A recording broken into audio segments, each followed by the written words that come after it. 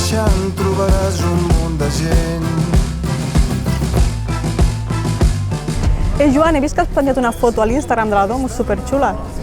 Sí, la veritat és que he aprofitat aquest cap de setmana per fer una sortida fotogràfica per Canovelles. Saps que hi ha llocs naturals i llocs de restes arqueològiques molt interessants per fer fotografia. I la Domus Olivet és un d'ells, és unes restes de l'època medieval, del segle XI-XII, que va ser una casa molt important en aquella època. Molt bé, a més la passejada fins allà és per un bosc de pins superxula i un paisatge superagradable. Saps que per anar a la Domus Olivet vaig a travessar tota la zona rural i natural de Canovelles?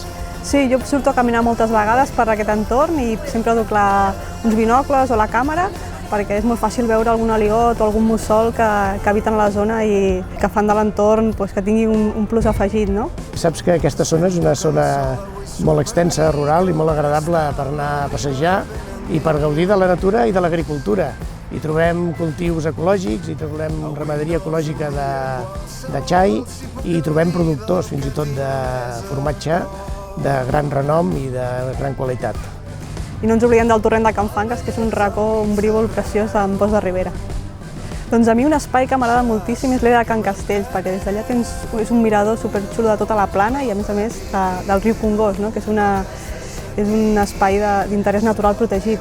Sí, és una era que pertany a la masia de Can Castells, que està al cim del turó d'on hi ha la vila antiga i on hi trobem l'església de Sant Fèlix, una església dels primers del romànic, del segle XI i XII, que és una joia de l'arquitectura catalana, perquè d'aquesta època se'n conserven molt poques. I a més, si el dia que veniu és un diumenge, el que s'ha de fer és una volta pel mercat, que és un dels més grans que tenim aquí a Catalunya i val molt la pena.